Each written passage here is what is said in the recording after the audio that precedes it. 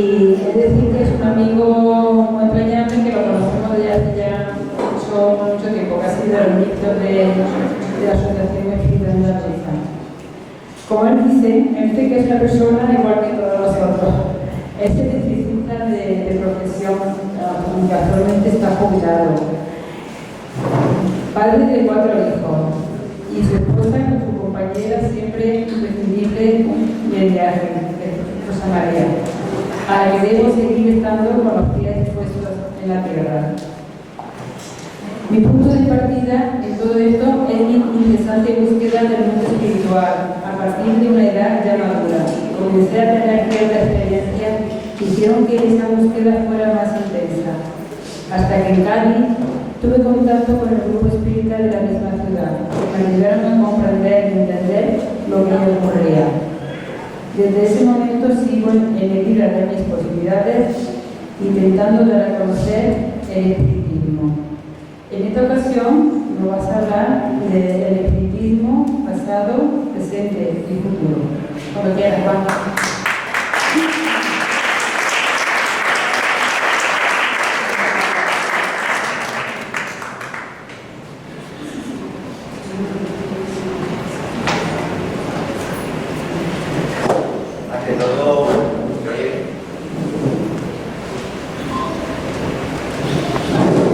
Ante todo, daros las gracias por vuestra presencia y por la asociación de haberle dado la oportunidad de poder dar esta charla. Como habéis dicho, la asociación, pues, hace unos años, pues, yo empecé a tener ciertas experiencias y pensé que se me había ido la cabeza un poquito. Creo que sigo con la cabeza ida, pero bueno. Entonces fue a través de la asociación ya muy antigua de Cádiz, la que me orientó un poquito sobre esa experiencia que estaba teniendo. A raíz de ahí, pues, creé la asociación en el puerto de Santa María, pero por distintas circunstancias, pues la gente fue desapareciendo y me quedé solo.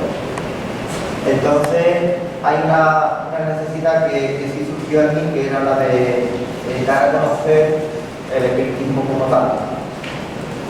Esta es la tercera charla que doy. Una la di en el puerto, en la asociación del puerto del ayuntamiento. Otra la he dado en el colegio en la cual asisto, ¿no? Estoy ahora mismo de alumno aventajado.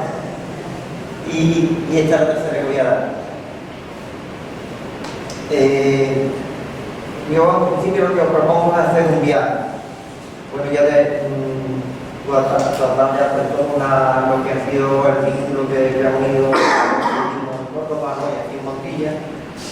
Entonces yo lo que voy a intentar es hacer un recorrido histórico sobre lo que ha sido el espiritismo o por lo que es el nuevo espiritualismo a través de la historia, ¿vale? Para ver tanto el pasado, el presente y el futuro. Aquí hay, en la primera presentación, hay una palabra que cuento de Eckhart Tolle, que dice: yo no puedo decir una verdad espiritual que lo profundo de tu ser lo sepa. Todo lo que puedo hacer es recordarte aquello que has olvidado. Yo creo que nos utiliza un poquito la idea de que cada uno de nosotros tiene en su interior una dimensión que no sabe. Tal vez por las circunstancias en las cuales vivimos en este mundo tan cambiante, tan rápido, donde todo es una vorágine, muchas veces no nos da tiempo a encontrarnos con nosotros.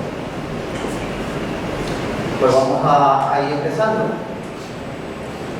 Hablar del espiritismo nos puede parecer que es hablar de algo trasnochado, de algo que está fuera del tiempo, ¿no? De cosas antiguas. Y ciertamente pues no son cosas que vienen de la antigüedad. Por lo tanto, no es una novedad. Aunque en los sitios que muchas veces yo hablo de ello parece que es una novedad, pero no es una novedad. En muchos ambientes han suscitado temores, miedos sobre lo que el espiritismo podía tener, porque también se ha dado una mala propaganda al espiritismo. Entonces, ponerlo en su lugar adecuado es lo que creo yo que me toca hacer. Bueno, pues desde el principio el ser humano comienza a tener conciencia de su existencia. y ha tenido o ha sentido la necesidad de creer en algo superior. Es algo que todos llevamos dentro y que en un momento dado de nuestra vida podemos algunos de nosotros experimentar. Y surge como un impulso, como algo que nos danza.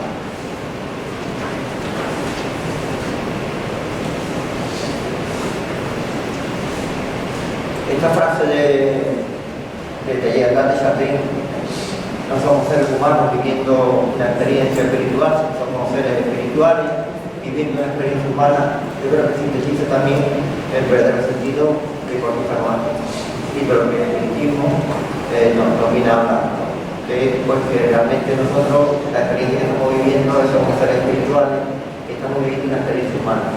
Ese crecimiento, esa maduración para crecer en valores éticos y morales. Entonces, en ese sentido que nos debe de unir.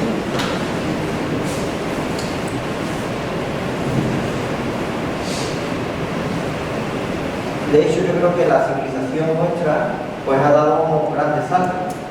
Yo considero que muchas veces nosotros vamos como en cambio de ciclo. Vivimos etapas, esas etapas ha ido que el ser humano haya ido evolucionando y haya ido creciendo, no solamente en conocimientos técnicos, sino también en conocimiento espiritual. Aunque eso parece ser que se ha realizado y vamos muy lento y despacio. Esta carrera que el ser humano ha emprendido es una carrera que es imparable. Ya no la podemos detener. No podemos decir, ahora vamos a parar y vamos a pensar un poquito en cómo va la cosa. Ya vamos a dar velocidad, que es difícil parar.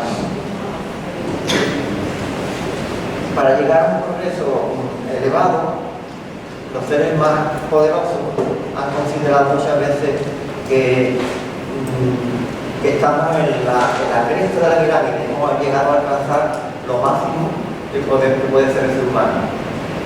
Hemos alcanzado en técnica, en conocimiento y hemos avanzado y nos hemos puesto en la pirámide. A tal punto que hemos considerado que somos los dioses o los señores de la tierra.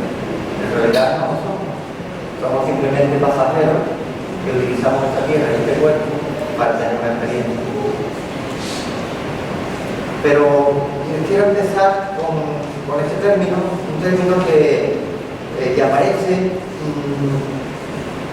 en una palabra que viene de seres que consideramos muchas veces, o personas, sociedades que consideramos muy atrasadas. Esta palabra Ubuntu, que también es un sistema operativo, pero Ubuntu quiere hacer, su significado es hacer humanidad. La humanidad empezará verdaderamente a merecer su nombre el día que haya cesado de la explotación del hombre por el hombre. Eso es una de las cosas fundamentales que la humanidad tiene que considerar y que ver y que ponerla en marcha realmente. No podemos quedarnos parados en el dominio, en el consumo. Eso es imposible, eso no es así. Hay dos cosas que configuran el tema que tenemos que tener en cuenta en esta charla: el tema de la intuición y el tema de la inspiración. El tema de la intuición es algo que es innato, que está dentro de nosotros.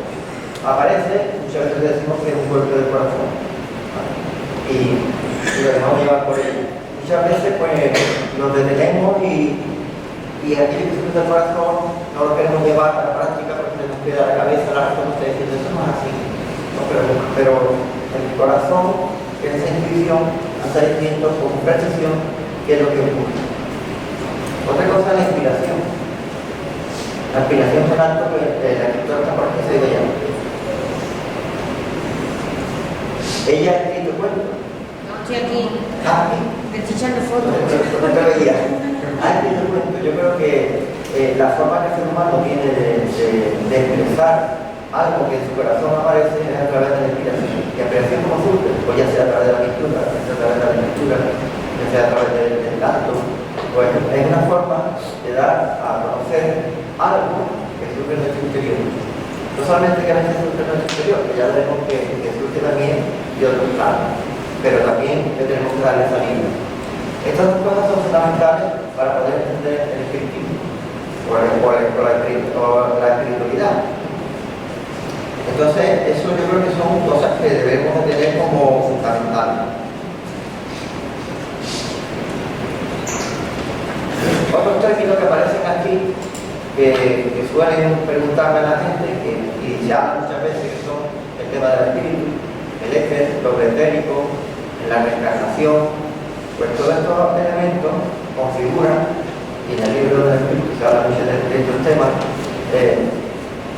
se dice y se habla mucho de ellos, pero aquí hay que tenerlos en cuenta porque son fundamentales para poder entender nuestro camino.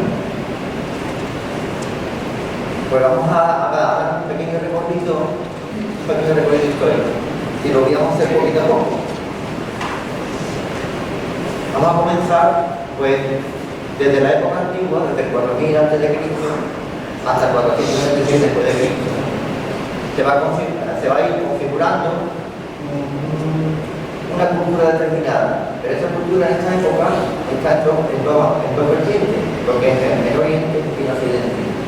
Entonces, en ambas culturas, estos términos que he dicho, pues se dan, ¿vale?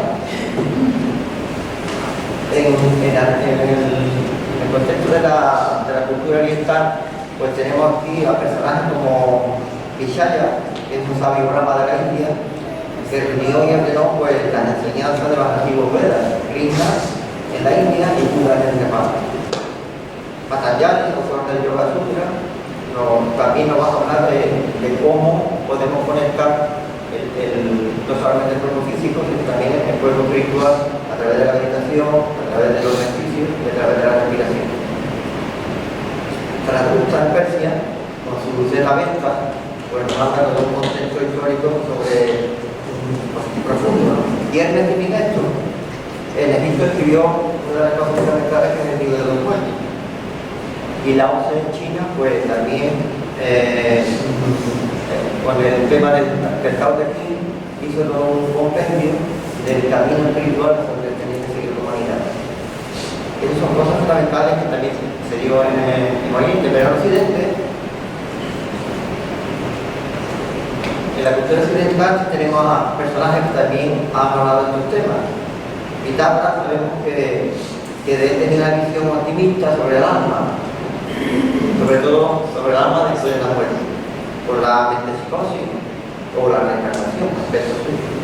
Sócrates fue el verdadero iniciador de la filosofía. El objetivo primordial era la búsqueda interior del ser humano, utilizando el método de la mayéutica. El método de la mayéutica, no sé si lo sabéis, que el término él no escribió absolutamente nada, sino que todo se hacía a través del diálogo, preguntas y respuestas, y en eso se iba indagando y profundizando.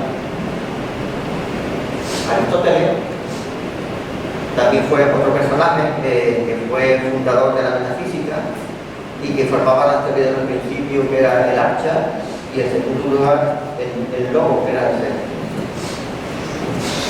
Y el origen de la Alejandría te enseña la doctrina de la vida sucesiva, hasta que la Iglesia oficial pues, condenó, en el año 399, condenó por toda su teoría. En la Edad Media, que se sigue y continúa con esta idea, profundizándose en ella. A pesar de que estas ideas fueron, como conocéis, la Edad Media fue una época del oscurantismo y muy negra, ¿vale? Aquí tenemos exponentes como Francisco de Hipona, que fue el máximo pensador del cristianismo, del primer milenio. Expone que la mente, mientras piensa, mientras duda, es capaz de pensar. Averroes, que es un filósofo andalusí, médico, matemático, astrónomo, fue un pensador y muchas de sus tesis fueron condenadas, sobre todo aquellas que pensaban sobre el mundo, que el mundo es eterno y que el alma está dividida en dos partes, una perecedera y otra divina. Claro, y todos sabéis que la religión cristiana ha hecho un verdadero escario sobre ese concepto. Ahí he puesto a nuestros personajes y descarga un Higgins, que es considerada como una de las mujeres más influyentes, polifacéticas y fascinantes de la Baja Edad Media. Entre una de sus peculiaridades era que a los 42 años comenzó a tener visiones y recibió la orden de escribirla, de donde surge el libro que se llama las Sirias, que significa conoce los caminos. Aquí tenemos a Maimónides, que fue un judío sefardí considerado uno de los mayores estudiosos de la Torá. Destacó una de sus obras filosóficas que era la Guía de los Perplejos. Es curioso porque ahí habla del tema de los minerales, de las esferas y de las estrellas, de los seres dotados de forma, pero sin materia, y como son los ángeles, los arcángeles. Y vamos a seguir un poquito, vamos a pasar a la edad moderna, del siglo XV al siglo XVIII, es donde el ser humano pasa a elegirse el centro de todo. Se produce un estallido en todas las áreas del conocimiento, caracterizadas por la razón. En este contexto marcado por la abundancia de las ideas, es denominado el siglo de las luces o el siglo de oro. Pues ahí tenéis a personajes como Galileo Galilei, impulsor de lo que sería ahora la ciencia moderna, de la aplicación de los datos matemáticos a los conceptos, de René Descartes, considerado el padre de la filosofía moderna, con su libro Meditaciones Metafísicas, la que demuestra la existencia de Dios y la inmortalidad del alma. Y desgrana de forma personalizada todos estos pensamientos. Estuvo entre los primeros científicos que creyeron que el alma debería ser objeto de la investigación científica. Fijaros ya de esa época. Baruch Spinoza, para los europeos de la segunda mitad del siglo XVIII, la filosofía de Spinoza resulta particularmente atractiva porque constituye una alternativa al materialismo y el ateísmo. Él predomina que tanto la razón como el pensamiento de la creatividad no pueden ir separados.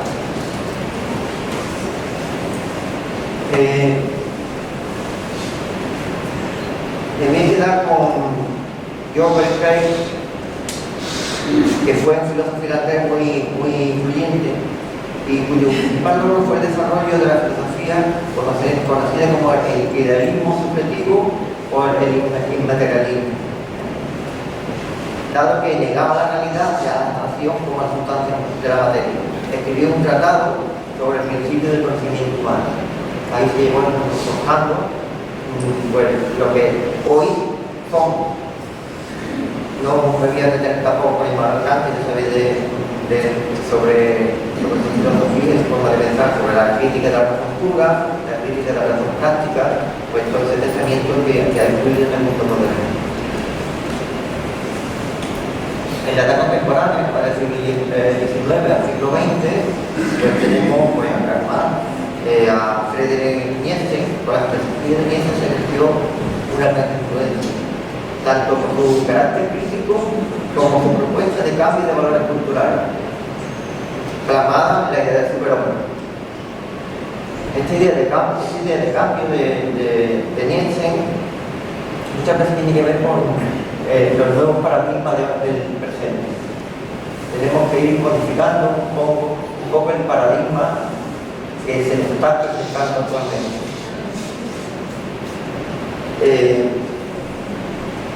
Aquí me voy a quedar también con María Zambrano.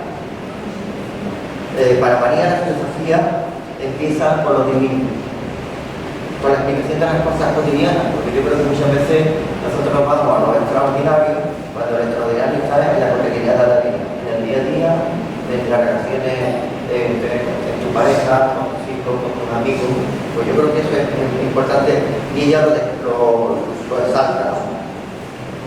Para Zambrano existen dos actitudes: la actitud filosófica, que se crea en la persona cuando se pregunta algo por su ignorancia, y la actitud poética, que es la respuesta, la calma, la serenidad, el ver las cosas de otra forma muy distinta.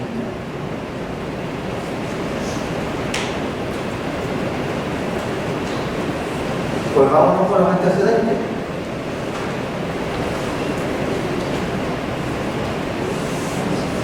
El siglo XIX fue un siglo importantísimo, ¿no?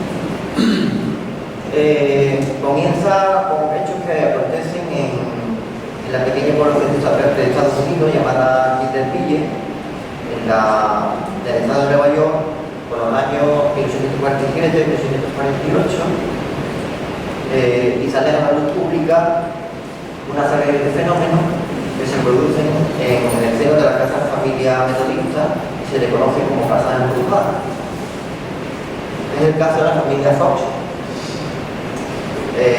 donde en su vivienda pues, se veían golpes y ruidos. El matrimonio Fox tenía esas tres hijas que eran Kate, María Galilea, y las niñas se acostumbraron a esos ruidos, y esos golpes y esos sonidos.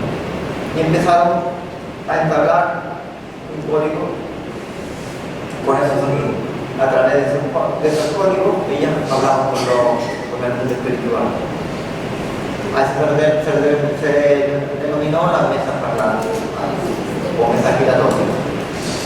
Una de las cosas que observan es que este fenómeno siempre ocurría cuando las niñas estaban en la casa. A esta capacidad se le denominó mediunidad. No pasaría mucho tiempo en que, cuando comenzó a hacerse público, a que muchas personas fueran a la casa a ver qué es lo que ocurría.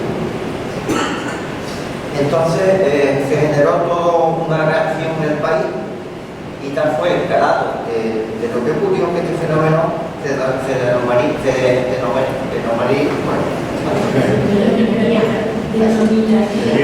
moderno espiritualismo. Y en 1854 se formuló, llegó a tal punto que en 1854 se formuló una propuesta, una petición del Senado americano para que una comisión estudiara estos fenómenos. De los resultados de esa comisión surgió que de los hechos eran reales, pero que no sabían explicarlos. Curiosamente, años más tarde, a las hermanas Son se le obligaron a que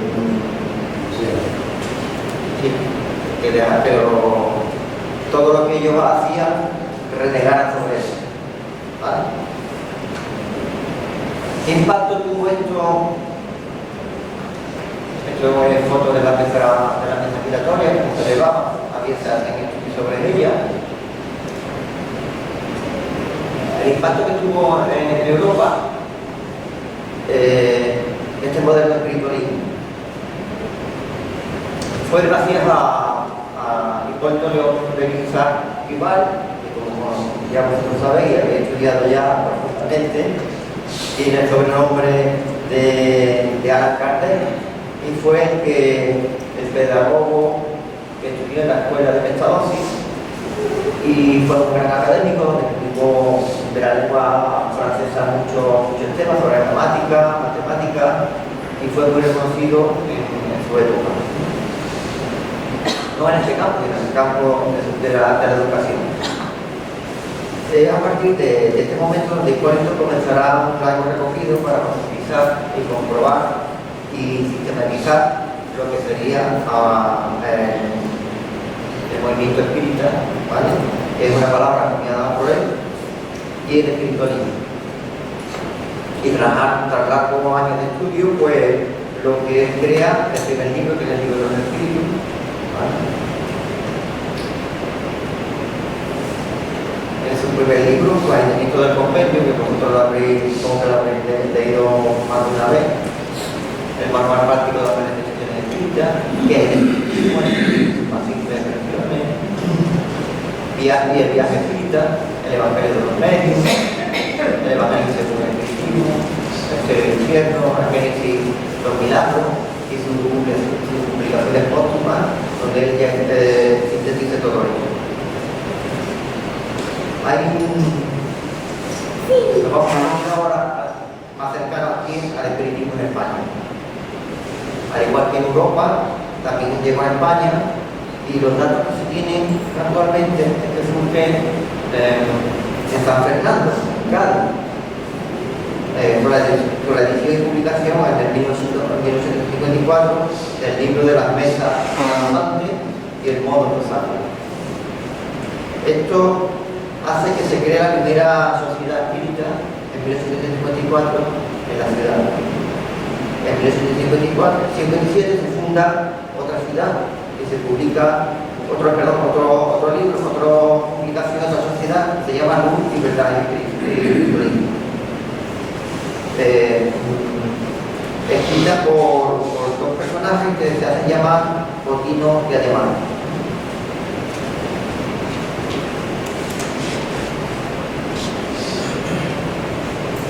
Estas publicaciones surgen en Cádiz y curiosamente comienza a llegar a oídos de sitios que aparecen que el obispo de Cádiz, Juan José Arbolí Casado.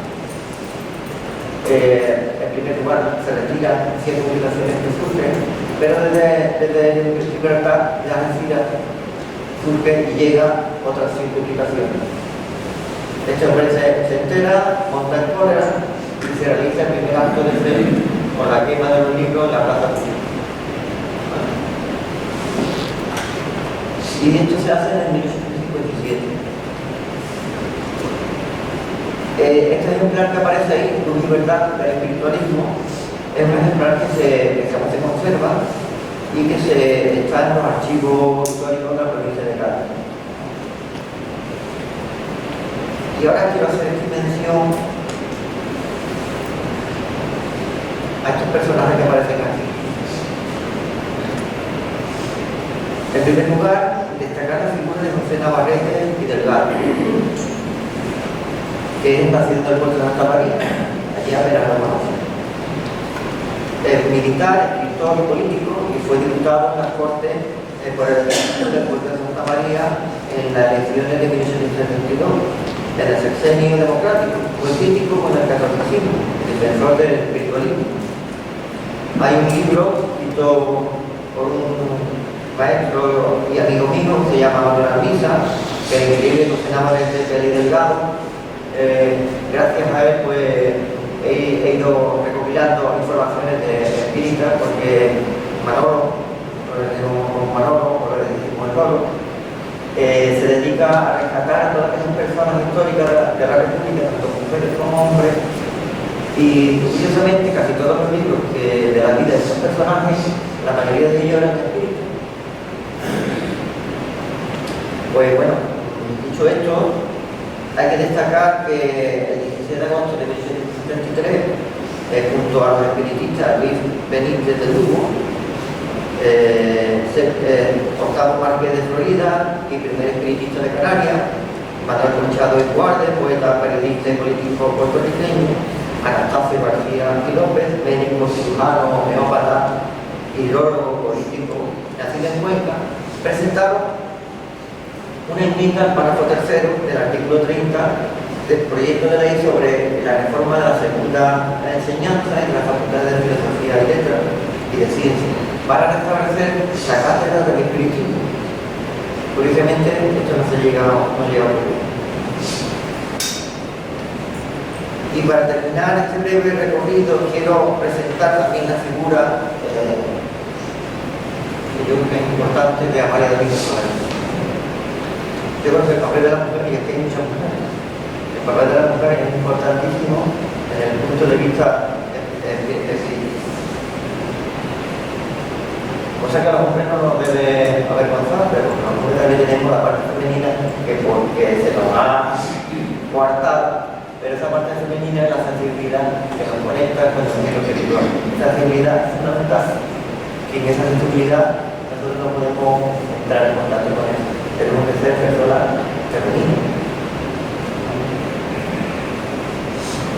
Entonces, destacar la figura de, no sé qué decir, de Amalia, ¿no?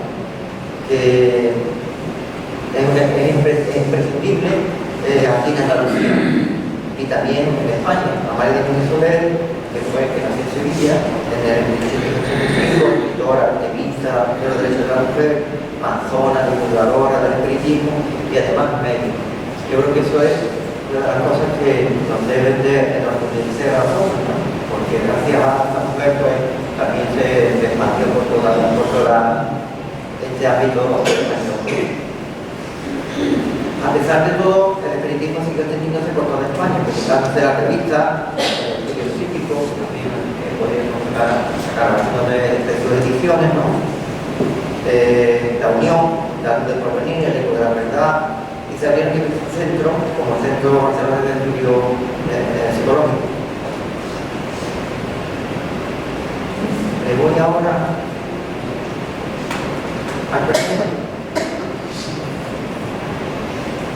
Muchas veces nosotros partimos de cosas antiguas, pero no podemos partir de cosas antiguas sin tener los pies puestos en la tierra. Yo creo que tener puestos los pies en la tierra es fundamental. Y por eso, tener puestos los pies en la tierra quiere decir partir de la realidad y del momento en el cual nos encontramos.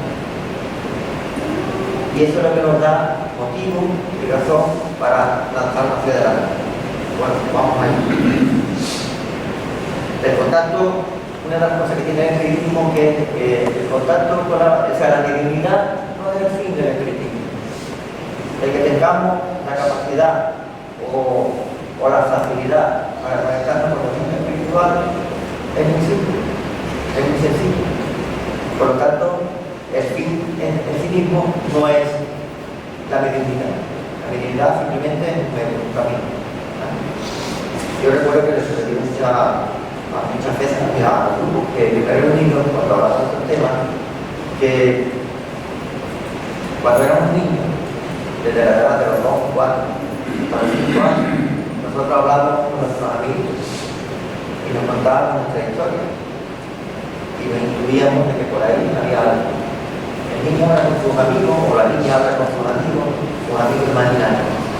En esa época, pues en ese momento de la vida, siempre hay contacto con esos seres que están a nuestro alrededor, que nos abandonan. Y hay dos etapas en las cuales nosotros nos conectamos de forma natural. Cuando éramos niños, que luego la educación, la cultura y tal y cual nos olvidan, pero cuando llegamos a la última etapa, a la etapa en la que ya estamos a punto de partir, resulta que a veces nos abre también esa capacidad. Yo me acuerdo que mi abuela decía, no tienes que suceder. Que ella está hablando con su madre, pero no era el recuerdo, sino era en realidad de mi vivencia. Entonces el espiritismo, como he dicho, hemos pasado por diversos ciclos. Mercedes ha comentado por todos los ciclos por los cuales ha pasado la asociación y el espiritismo así nos vive. Pues cada una de las etapas han sido viviendo por y esos ciclos han ido consolidando de alguna manera y profundizando y echando las raíces donde deben estar. Además, surge para hacer caer en la cuenta que la persona humana es la protagonista de su propia vida. Por tanto, es responsable de lo que hace, de sus consecuencias y como también de aquello que no hace. Nosotros somos responsables solamente de aquello que debemos hacer, sino también de aquello que dejamos por dejadez, por inacción, porque no nos importa, o porque no estoy en mi momento y lo dejo pasar. La espiritualidad y el espiritismo nos habla de que nosotros tenemos que hacer, cambiar y modificar nuestros criterios morales y éticos.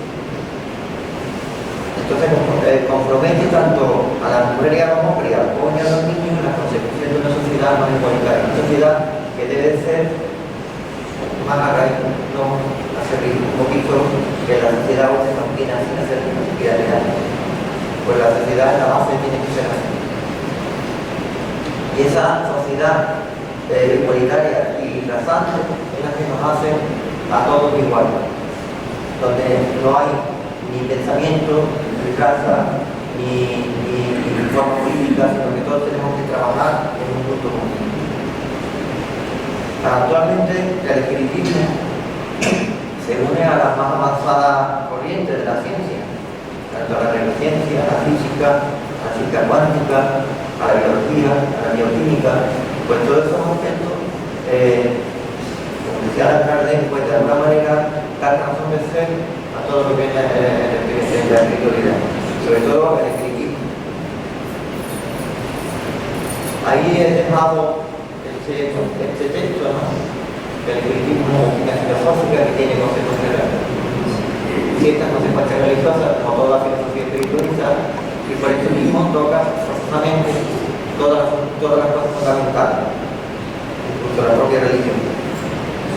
Entonces, caminando a la parte del progreso, si el espiritismo tuviese cosas novedosas, esta la puede cambiar, puede modificar. ¿Por qué? Porque estamos abiertos. Eso es la parte fundamental que también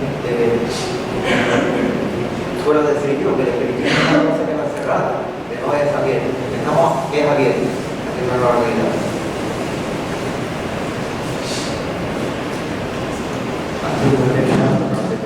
Antes de terminar, decir que el futuro del espiritismo, desde que fueron las mesas parlantes hasta la realidad actual, ha ido creciendo y avanzando. Desde los congresos que yo he asistido últimamente, pues tanto psicólogos, científicos y personas han ido dando razón de ser. El espiritismo sigue siendo un reto para la sociedad hoy día. No puede quedar en algo del pasado ni en algo que está ahí, sino que tiene que ser algo que está dando saltos hacia adelante. Es un reto, un nuevo paradigma para que las personas puedan avanzar hacia un mundo mejor. Una de las cosas que yo he visto, que yo he sentido y he experimentado, es que el espiritismo nos libera de las ataduras, ¿no? Que nos mantiene muchas veces sujetos al miedo, al dolor, al sufrimiento, a muchas veces a la ignorancia, al egoísmo, al tema de la raza, de la idea del sexo, de la frontera, que muchas veces todo eso nos constriñe y nos hacen quedarnos muy cerrados y muy oscuros. Personalmente os digo que sigo siendo un soñador, un utópico, que me siento esperanzado en que el ser humano aún tiene posibilidades para avanzar y para crecer. Somos lo que al principio decía Tayeta de Charbel, no somos seres humanos que vivimos una experiencia espiritual, sino somos seres espirituales viviendo una experiencia humana. Esta experiencia humana es la que nos debe de hacer crecer. Crecernos en moral, en ética y sobre todo en un aspecto que es el amor. Y ese amor muchas veces, cuando vengo a estos encuentros, descubro el cariño y el afecto que entre todos nos dan. Y eso es importante, porque hoy día parece que estamos faltos de esa necesidad. Estamos faltos de escucharnos unos a otros, escucharnos pacientemente, comprender y intentar comprender aquello que el otro nos quiere decir, quiere transmitir. Eso tiene que pasar fundamentalmente por la dimensión del amor que nos tenemos a todos. Bueno, pues dar las gracias por